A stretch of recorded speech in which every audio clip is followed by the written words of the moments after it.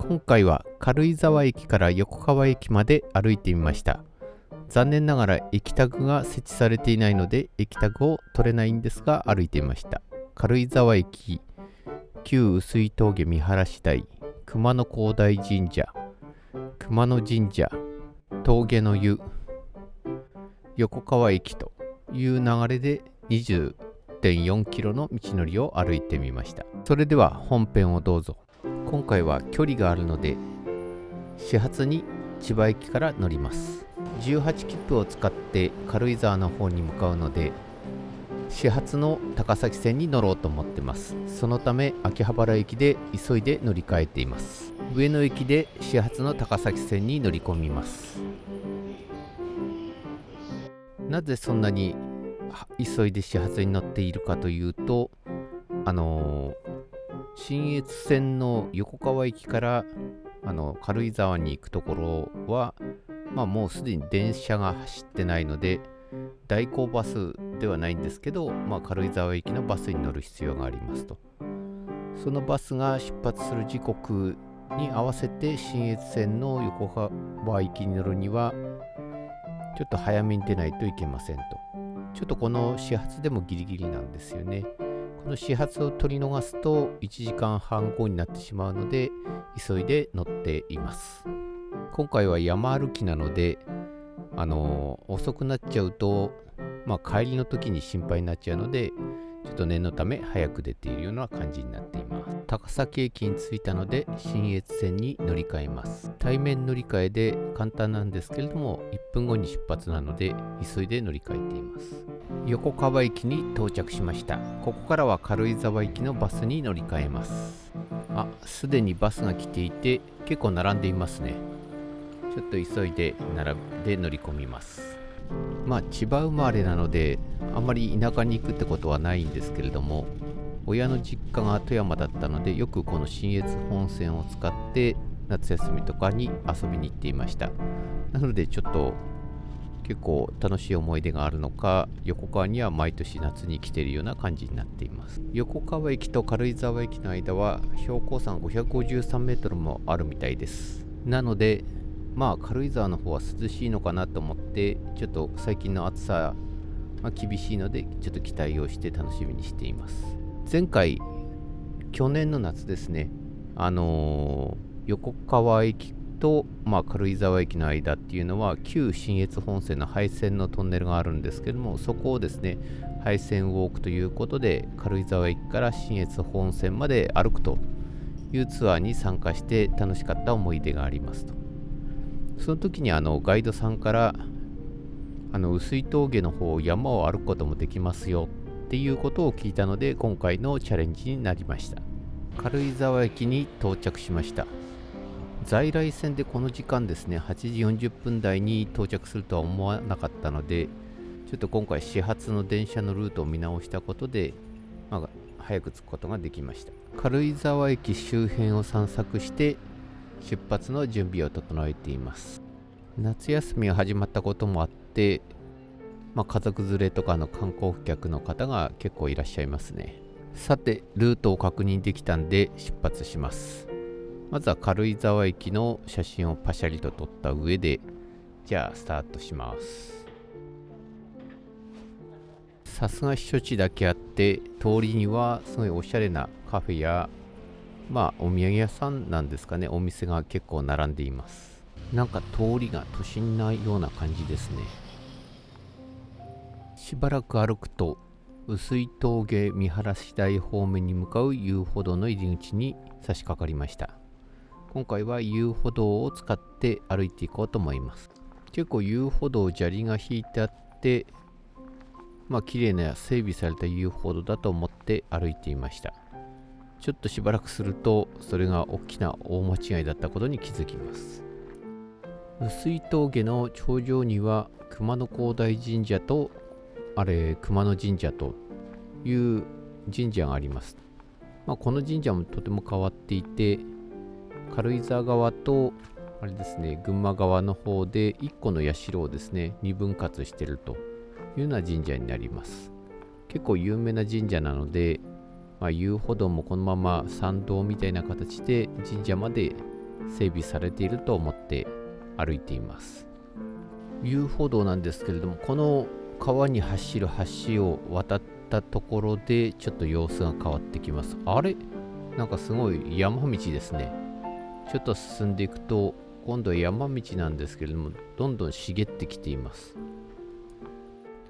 ちょっと茂っているんで、本当に道がこのままで正しいかっていうのをすごい心配になってきました。今回は歩くにあたって、ココヘリを契約してるんですけれども、ココヘリの発信機もフル充電して歩いています。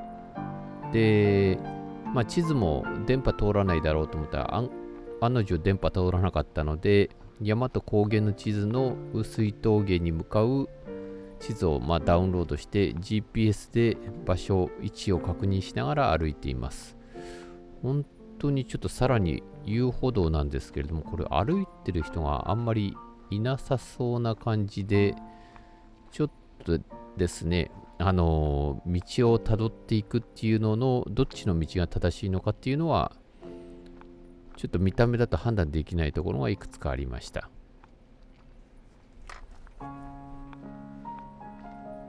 橋などの人工物があると、大丈夫だったんだと思いながらまた歩いていきます。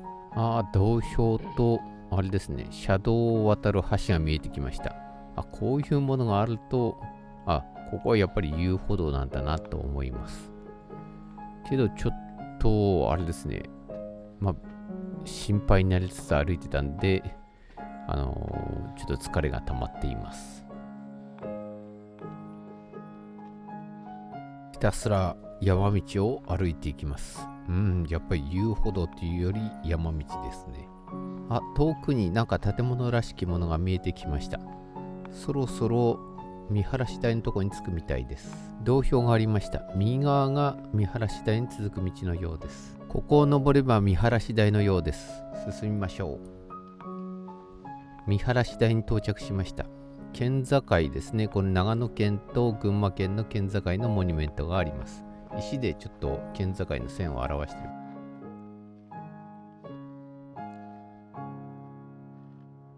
長野県側の方は山々がちょっと見えるような感じですね。見晴らし台を出て、次は熊野広大神社の方に向かいます。長野側が熊野広大神社で、群馬県側が熊野神社ということになっています。どんな形の建物か、どんな区切り方がされているのかはちょっと今すぐ行ってみましょう。一つの社が右側が熊野神社で、左側が熊野広大神社という形で分かれています。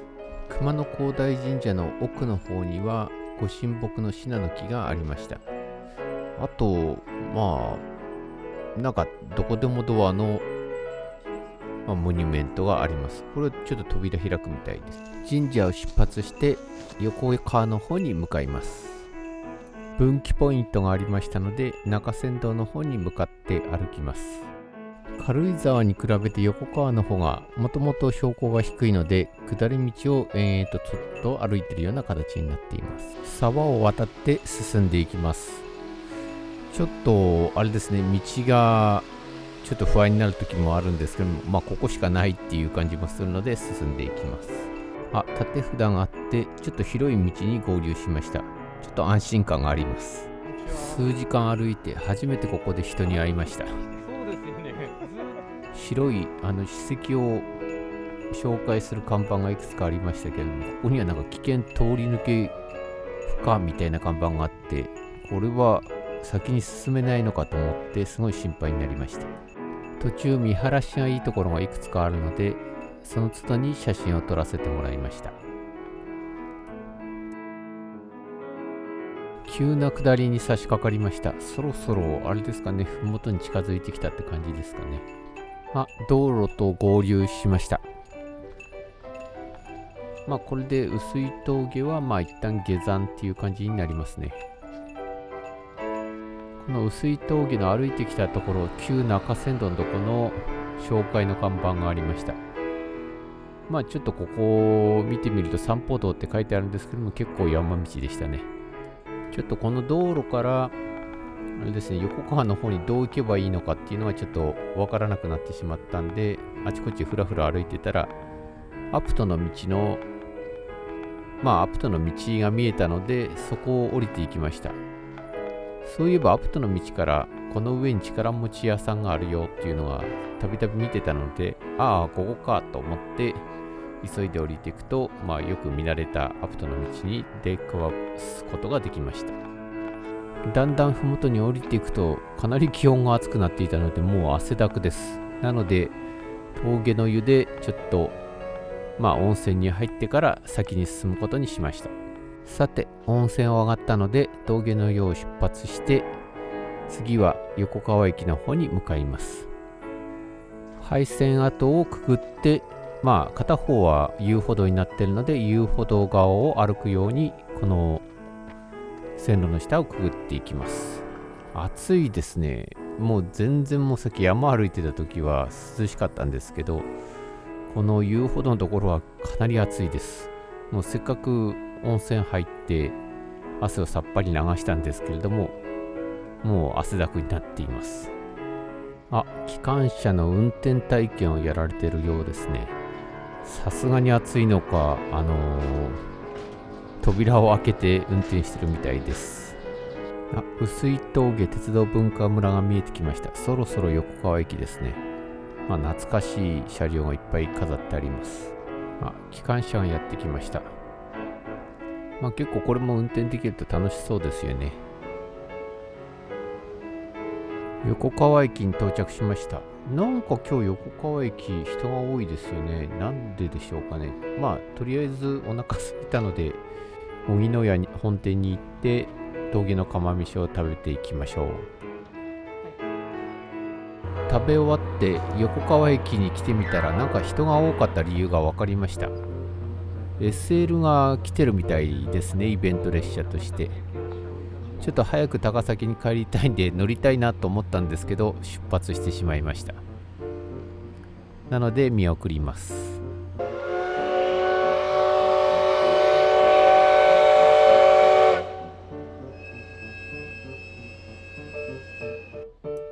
今回駅タグウォーキングにしようと思って駅タグがあるかなと思ったんですけど、駅タグが軽井沢駅も横川駅もなかったんで、ちょっと駅タグウォーキングにはちょっと使えないなと思ったんですが、この動画をアップする頃に北陸新幹線の駅に駅タグが設置されたので、軽井沢駅にはなんか駅タグがあったみたいです。横川駅にできたらもう一度チャレンジしたいと思います。高崎駅が期間限定で群馬ちゃん駅になるということだったので、早速スタンプをゲットしに来ました。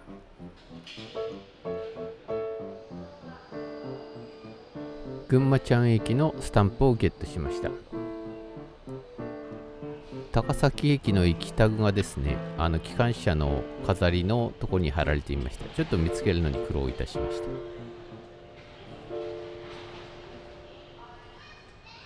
高崎駅のスタンプをゲットしました。今回も18切符で在来線で行って日帰りで帰ってきました。それでは今回の動画を振り返ってみます。まず軽井沢駅を出発して碓氷峠にある熊野広大神社と熊野神社を目指して歩いていきます。その後旧中山道を通って碓氷峠を降りていくという形で横川駅の方に向かったルートになります。今回歩いてみて碓氷峠にトンネルを掘った人たちの大変さを実感いたしました。いかがでしたか？チャンネル登録、いいねを押していただけると今後の動画の作成の励みになります。よろしくお願いします。